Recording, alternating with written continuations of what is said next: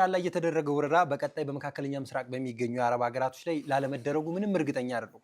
እነዚህ ሂደቶች ደግሞ የዓለም ቀውስን በእጅጉ ያባብዙታል፣ ወደ ሰላም ሂደት የመምጣት እቅዶችን ያጠፉታል። ምክንያቱም ሀያላኖቹ ለወረራ የሚዘጋጁ ከሆነ አንተም ከሀያላኖቹ ቆመህ ወረራን የምታበረታታ ከሆነ በዚህ ሂደት የሚቀጥል አይደለም።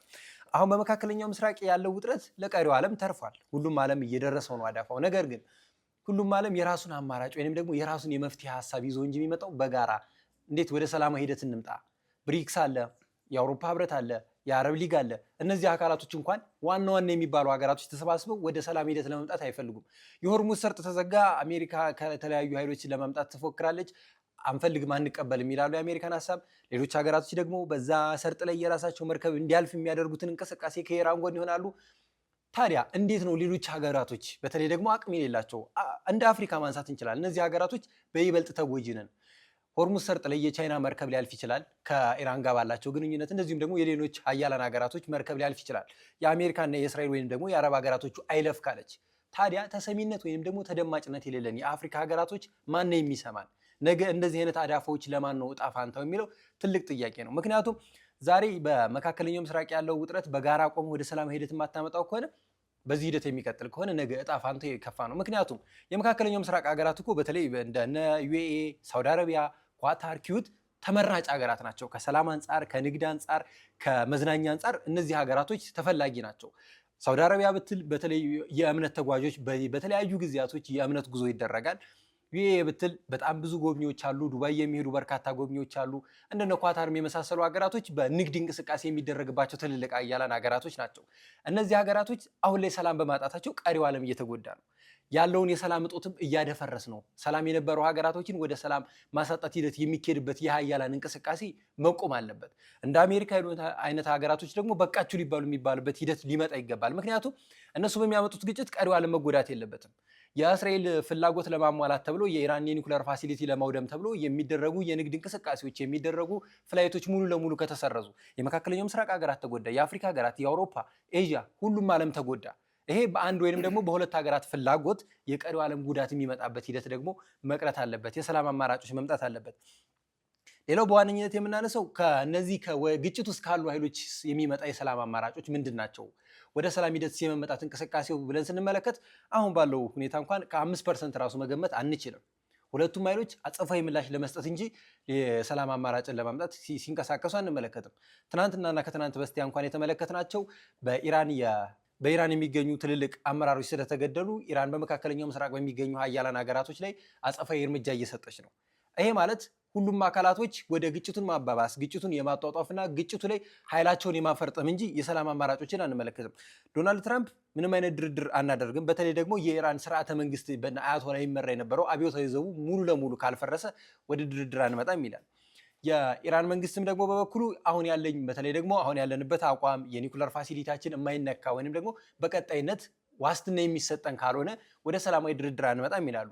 እነዚህ ሁለት አካላቶችን የሚያሸማግል ወይም ሀሳብ ወደ ሰላም ሂደት የሚያመጣ ምንም አይነት እቅዶችን አንመለከትምና አሜሪካን በለው በኢራንም በእስራኤልም በኩል ጥቃት የመሰንዘር ጥቃቱን የማባባስ በጥቃቱ በርካታ ውድመቶችን የማምጣት እንጂ የሰላም አማራጮች ላይ የሚሰሩት ስራ በጣም የወረደ እንደመሆኑ አንጻር ግጭቱ ሊቀጥል የሚችልበት ቀናቶች የተረጋገጠ ነው። በቀጣይ ቀናቶች ይህ ግጭት ተባብሶ ሌሎች በርካታ ውድመቶች አሉ። የዚህ ግጭት መባባስ ደግሞ አዳፋው ለዓለም ነው። ዓለም ለምን ዝምታን ይመርጣል? ለምንድን ነው የሰላም አማራጮች እንዲመጡ ጫና ማድረስ የሌለበት የሚለው ትልቅ ጥያቄ ነው። ምክንያቱም ኢራን ላይ የሚደርሱ ውድመቶች በተለይ የነዳጅ ሀብት ላይ ውድመት እየደረሰ ነው። የተለያዩ የመርከብ እንቅስቃሴዎች ሙሉ ለሙሉ ቆመዋል። ኢራን በመካከለኛው ምስራቅ በሚገኙ ሀገራቶች የነዳጅ ሀብት ላይ የነዳጅ ማጠራቀሚያዎች እንደዚሁም ደግሞ ለዓለም የነዳጅ እንቅስቃሴ በሚደረግበት ሁኔታ ላይ ጥቃት እየሰነዘረች ነው። በሆርሙዝ ሰርጥ ላይ የሚደረግ የትኛውንም አይነት እንቅስቃሴ ያቆማለች። እንዲሁም ከሆርሙዝ ሰርጥ ውጭ የቆሙ መርከቦች እንኳን ጉዳት ሲደርስባቸው እየተመለከትን ነው። ታዲያ በዚህ በመካከለኛው ምስራቅ ያሉ ግጭት ውስጥ የሚሳተፉ ሀገራቶች የሰላም አማራጭን ለማምጣት በዚህ ደረጃ የሚንቀሳቀሱ ከሆነ ግጭቱ የሚቀጥልበትን ቀናቶች በጣም ረጅም እንደሆነ መመልከት የምንችልባቸው ሂደቶች አሉ።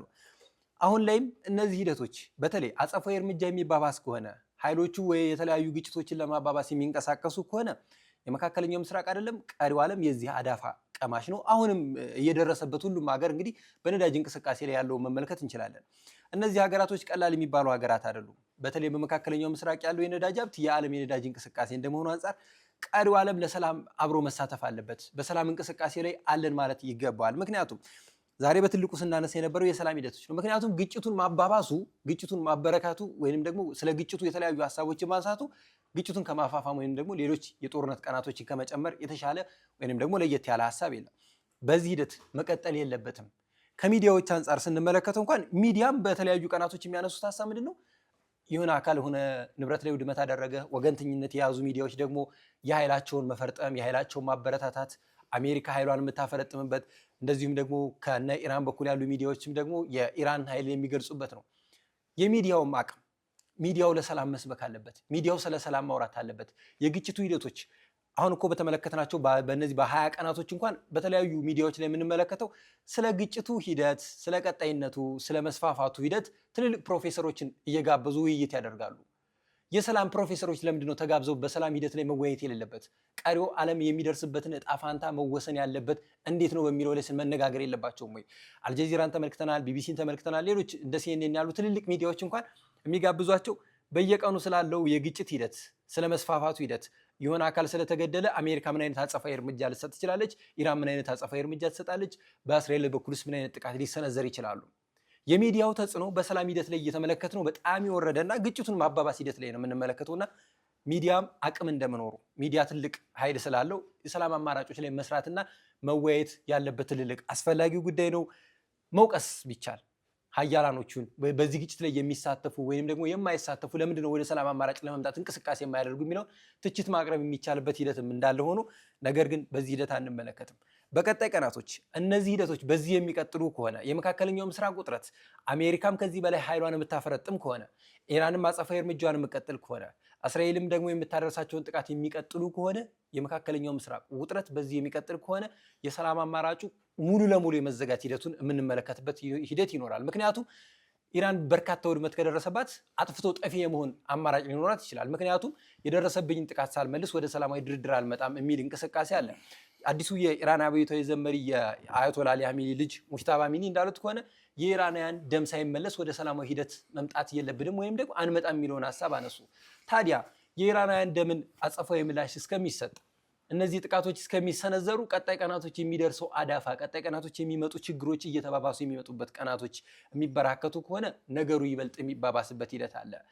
አሜሪካም ኢራንም በዚህ ግጭት ላይ አሁን እያሳዩን ያላቸውን የመሳሪያ አቅም ያላቸውን ኃይል ከነዚህ አካላት ጋር ግጭት ውስጥ ብገባ እንዴት ማሸነፍ እችላለሁ የሚለውን እንጂ ከነዚህ አካላቶች ጋር ይህን ያህል ከሄድን ወደ ሰላማዊ ስምምነት መምጣቱ ደግሞ የተሻለ አማራጭ ሊሆን ይገባል የሚሉን ሀሳቦች ላይ ውይይቶችን አንመለከትም። አሜሪካን በመካከለኛው ምስራቅ ያላት ውጥረት በእጅጉ እንዲባባስ እያደረገች ትገኛለች። እስራኤልም ቢሆን በዚህ አካላቶች ላይ ግጭቶችን ለማንሳት የሄደችበት እንቅስቃሴ አሁን ላለው አዳፋ በጣም በእጅጉ እየተመለከት እንገኛለን። ከኢራንም በኩል አጸፋዊ ምላሽን እንጂ ለሰላም አማራጮችን ሙሉ ለሙሉ ዝግ ያደረጉበት ሁኔታ አለና በቀጣይ ቀናቶች ሀያላኖቹ ወደ ሰላማዊ ሂደት መምጣት ያለባቸው ሁነቶች አሉ። በረከት እንደው እነዚህ ኃይሎች በተለይ ወደ ግጭቱ የገቡ ኃይሎች የሰላም አማራጭን እንዴት ማምጣት አለባቸው ትላለህ? የመጀመሪያው መነሳት ያለብን ከቤታችን ከቢሮአችን እንነሳ። እኔ እናንተ እንከባበራለን። እኔ እናንተ ለይምሰል ሰው ፊት የምንከባበር ከሆነ በውስጥ ማንከባበር ከሆነ ግጭት ነው። ይሄ ነው እዚህ ቤታችን ቢሮአችን ጓደኝነታችን መካከል ያለው ነው ሀገር መሪዎች ላይ ያለው። ሀገር መሪዎች የተለዩ ሰዎች አይደሉም፣ እንደኛው ናቸው። ስለዚህ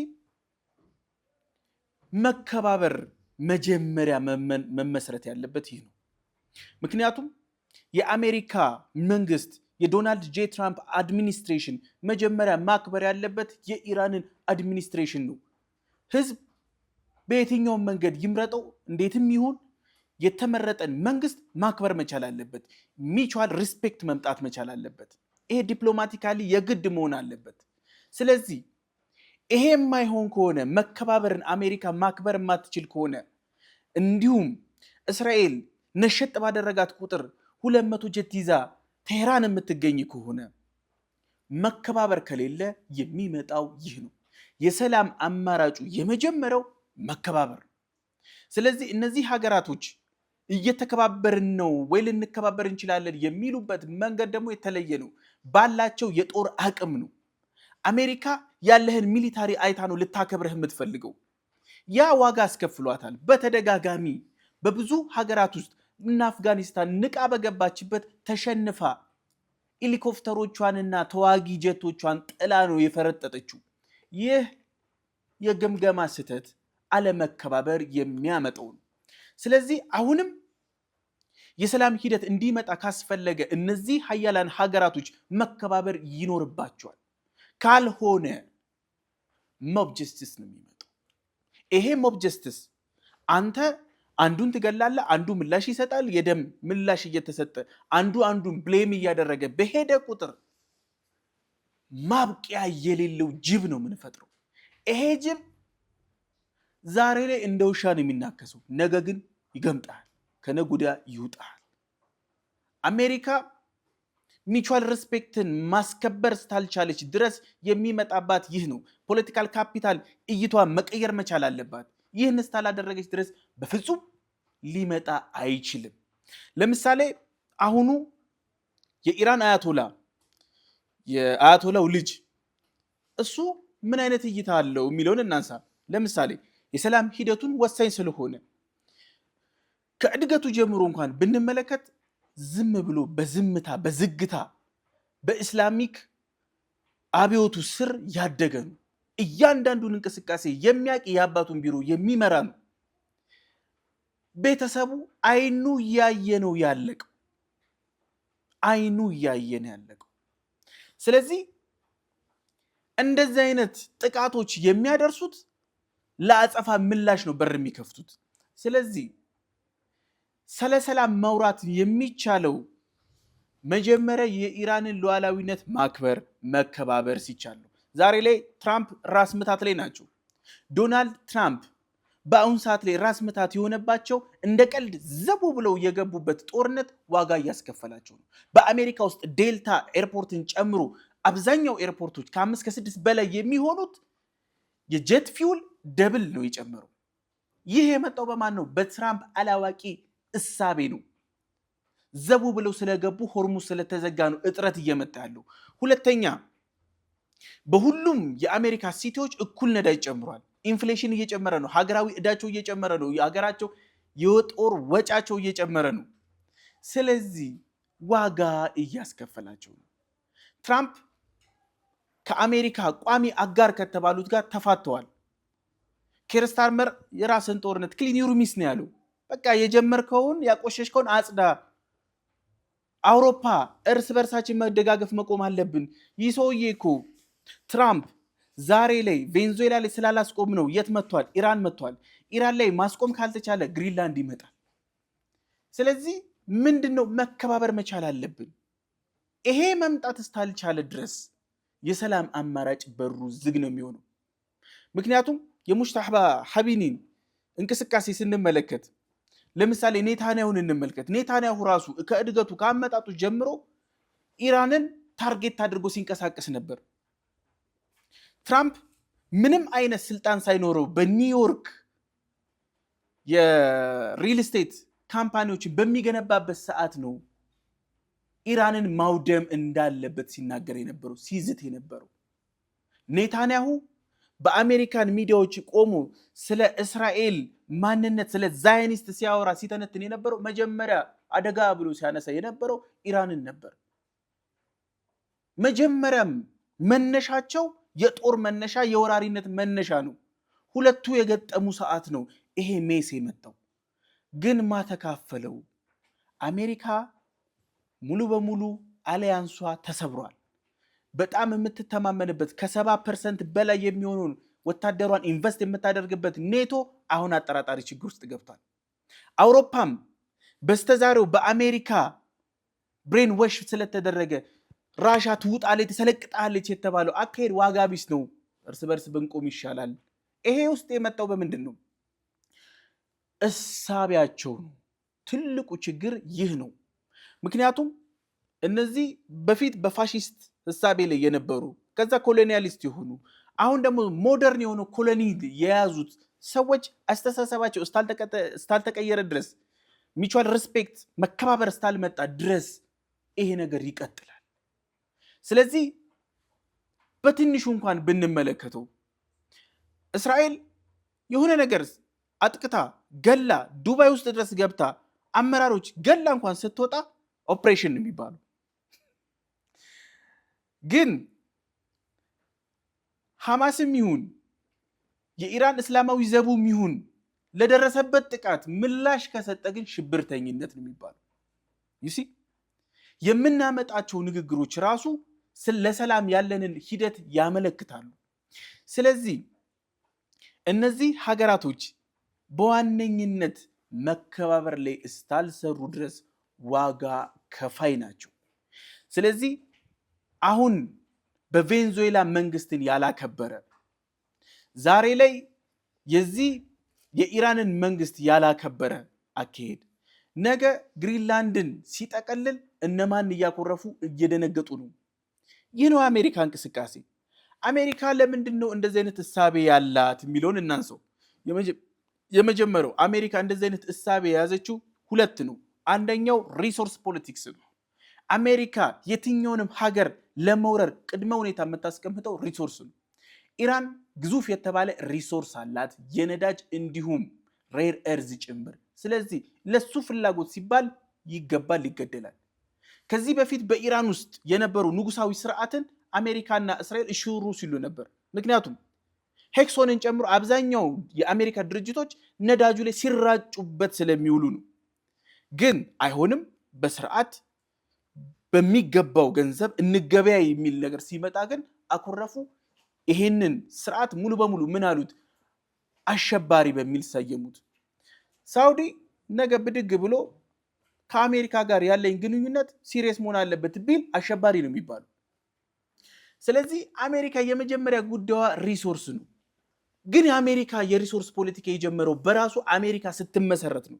አሜሪካና ላክሳን ጀምሮ ብዙ ስቴቶችን ገዝታ ስትጠቀልል ለምን የሚባል ነገር ተነሱ ነበር። አንዳንድ ሚዲያዎች ምን ሲሉ ነበር? አሜሪካ ዋጋ የሌለውን 17 ሚሊዮን 7.4 ሚሊዮን ገንዘብ እያወጣች ለምን ግዛቶችን ትጨምራለች የሚል ትችቶች ሲነሱ ነበር።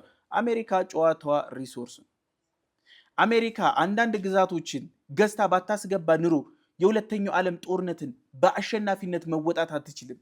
የአሜሪካን ግዙፍ የተባለው ሚሊተሪ ኮምፕሌክስ የሚያገኘው ኢንፑት ሬር ኤርዝ እያንዳንዱ ጥቅም በሙሉ ተተኳሹም፣ ሄሊኮፕተሩም፣ ጀቶቹም፣ ታይታኒየሙ በሙሉ የተሰራው ከነዚህ ቦታዎች ላይ ያገኘችው ሪሶርስ ነው። የሚታያት ህዝብ ሳይሆን ሪሶርስ ነው። ለምን ይመስላል ለግሪንላንድ ህዝብ ከ100,000 እስከ 1 ሚሊዮን ብከፍል ያዋጣኛል? የግሪንላንድ እያንዳንዱ ሀብቱ ቢሰላ የሚታወቁ ዲስከቨር የተደረገው ብቻ ቢሰላ ከ4 ትሪሊየን ዶላር በላይ ነው። ጨዋታው ይህ ነው የመጀመሪያው። ግን ኢራን በአንድ ነገር መደነቅ መቻል አለባት። የኢራን እስላማዊ ዘቡ ስማርት ነው ብዬ ብዙ ጊዜ የምናገርበት ይህ ነው። አሜሪካ ያላትን የዴልታ ፎርስ ይዛ ገብታ ሰርጀሪ ልትሰራ ነበር ያሰበችው፣ አልሆነም። ምክንያቱም አሜሪካ ያላጠናችው የኢራን እስላማዊ ዘቡ አስተዳደር ነው።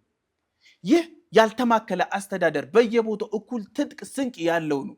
አንዱን ስትገለው የሚቆም አይደለም። ሐሚኒን አያቶላን ስለገደለ የአሜሪካ መንግስት ስርዓቱ በአንድ የተሽመድምዶ የሚወድቅ ነው የመሰለው። ስርዓቱ ከ20 በላይ አመራሮች ራሱን በራሱ መተካት እንዲችል የስልጣን ተዋረድ ቼን ኦፍ ኮማንድ ባይኖር በራሱ ራሱን ችሎ መቆ የሚችል ሴግመንትድ የሆነ መልሶ ደግሞ እንደ ቼን መተሳሰር የሚችል ይህንን አሜሪካ ባለማጥናቷ ነው ሐሚኒን ከገደለች በኋላ ይጠፋል ያለችው። ትላንትናን ጨምሮ ብዙ የእስላማዊ ዘብ አመራሮችን ገላለች። በጣም በጀብድ ሲወራ ነበረ። ጀብደኝነት አይደለም።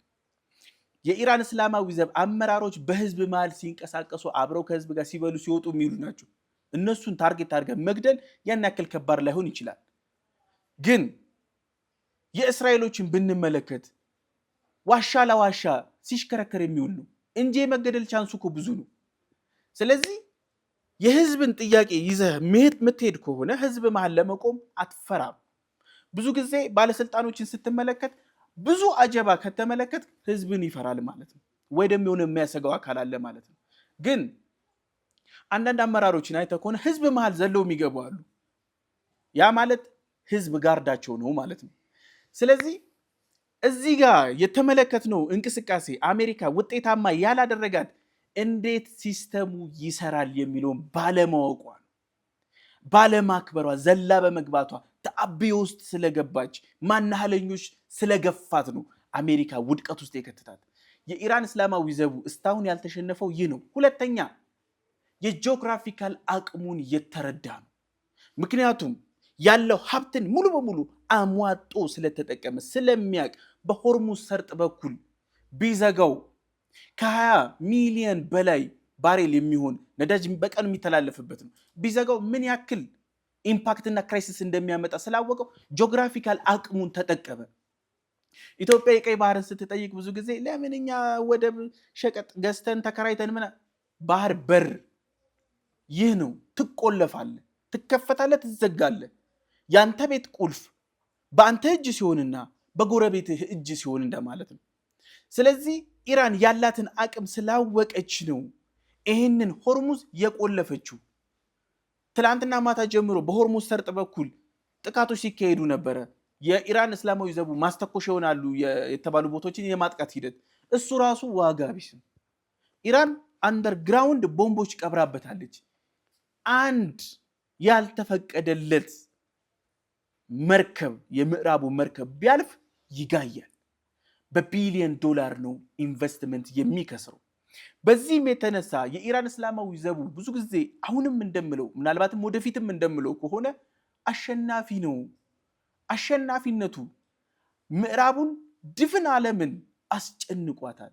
ምክንያቱም በኃይል ገርስሰ ስርዓትን ንደህ የምትቀይረው ሬጂም የለም። ሊቢያዎች ጋዳፊ ያ ሁሉ ችግር ሲመጣ አዲስ ለውጥ ይመጣል ብለው ስላሰቡ ነበረ። ግን ዛሬ ጋዳፊ ከሄደ በኋላ ሊቢያ የጠበቃት የሽብርተኞች መፈልፈያ መሆን ነው። አሁን የኢራን ህዝብ ከዚህ በፊት እንደነበረው አመፅ ይነሳል ብለው ሲጠብቁ ነበረ። ግሪን አመፅ ነበረ ከዚህ በፊት። ግን የሆነው ምንድን ነው? ይሄ ጥቃት አመራሮቹ ሲገደሉ ወዴት መጣ? ህዝብ፣ መንግስት አንድ ወደ መሆን መጣ። ስለዚህ የምዕራቡ ሀገራቶች የመጀመሪያ ትንሹንም ትልቁንም ሀገር ማክበር አለባቸው። ሉዓላዊነት እስካልተከበረ ድረስ መኖር አይችሉም። መደምደሚያ የምሰጥህን አንድ ነገር ላንሳ። ምዕራቡም የእስራኤልም ማህበረሰብ በሰላም መኖር የሚፈልግ ከሆነ መከባበርን መሰረት ማድረግ መቻል አለበት። ምክንያቱም ዛሬ ላይ ጀቶች ስለያዘ፣ ዛሬ ላይ ኒውክሌር እጁ ላይ ስላለ፣ ዛሬ ላይ የተሻለ የቴክኖሎጂ እንዲሁም የገንዘብ አቅምን ስለተቆጣጠረ የሌሎች ሀገሮችን አብሶ ደግሞ ሚድል ኢስት ላይ የሚያደርሱት ጥቃት ተራ እንዳይመስላቸው። ምክንያቱም ነገ የሚኖሩት ስርዓት የሚሄድ ነው፣ የሚያልፍ ነው። ህዝብ ነዋሪ ነው፣ ቀጣይ ነው።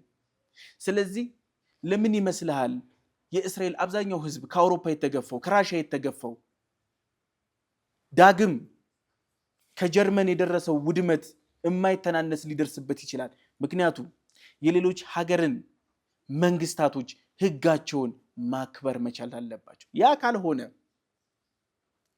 ዛሬም በስጋት ይኖራሉ፣ ወደፊትም ይኖራሉ። ያለ ስጋት ለመኖር እንደ ኔታንያሁ አይነት ያሉ ጦርነት የጠማቸውን አስተዳደሮች ማንሳት፣ እንደ ትራምፕ አይኑ ግለፍተኞች ሙሉ በሙሉ የአሜሪካ ህዝብ ማውረድ መቻል አለበት። ያ ካልሆነ የምዕራቡ ዓለም ከሌላው ዓለም የተገለለ ሆኖ ይቀጥላል።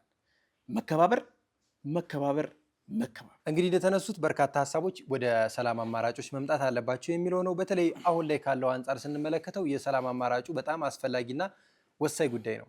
ምክንያቱም በቀጣይ ቀናቶች ይሄ ግጭት የሚበረክት ወይንም ደግሞ ግጭቱ የሚባባስ ከሆነ በዚህ ሂደት ላይ አይደለም የምንቀጥለው። ከዚህም የከፉ በርካታ ችግሮችን ልንመለከት እንችላለን። ከዚህ የባሱ አዳዲስ ነገሮችን እንመለከታለን። ይሄ ሁኔታ ደግሞ በመካከለኛው ምስራቅ ያሉ ሀገራቶች እስካሁን የሄዱበት ዝምታ ወደ ሰላም አማራጭ ማምጣት፣ ከኢራንም ከእስራኤልም ከአሜሪካም ጋር ለመወያየት እቅዶችና ሀሳቦችን ማምጣት፣ እንዲሁም ከዚህ ከመካከለኛው ምስራቅ ውጭ ያሉ ሌሎች ሀገራቶች በዚህ በመካከለኛው ምስራቅ ውጭ ሆነው ነገር ግን አዳፋው እየደረሰባቸው ያሉ ሀያላን ሀገራቶችን ቢሆን ወደ ሰላማዊ ሂደቶችን አካላቶችን ለማምጣት ማወያየትና መነጋገር አስፈላጊ ነው። በረከት እንግዲህ ዛሬ ስናነሳው የነበረው ዋናው ሀሳብ እንግዲህ ሰላም ላይ ነው። ምክንያቱም ሰላም መምጣት አለበት። በቀጠናው ያለው ሰላምና መረጋጋት ካልመጣ ደግሞ እኛም እየተጎዳውን ቀሪውም ዓለም የሚጎዳበት ሂደት አለና በዚህ ሂደት ላይ ደግሞ ምን አይነት የሰላም አማራጮች መምጣት አለባቸው፣ እንደዚህም ደግሞ ለሰላም ምን መስራት አለብን በሚለው ሰፋ ያለ ውይይት አደረግን። እንግዲህ በዛሬ ፕሮግራማችን በርካታ ሀሳቦችን አንስተናል። ለነበረን ቆይታ ከልብ አመሰግናለሁ። ውድ የሀሳብ ሚዲያ ቤተሰቦቻችን እንግዲህ ለዛሬ የነበረን የበዓል መዳረሻ ፕሮግራማችን ይህን ይመስል ነበረ። እናንተም እስከ ፕሮግራማችን ፍጻሜ አብራችሁ ስለቆያችሁ ከልብ እያመሰገንን በቀጣይ ቀን ደግሞ በሌሎች አዳዲስና ወሳኝ ጉዳዮች እስከምንመለስ ቸር ቆዩ።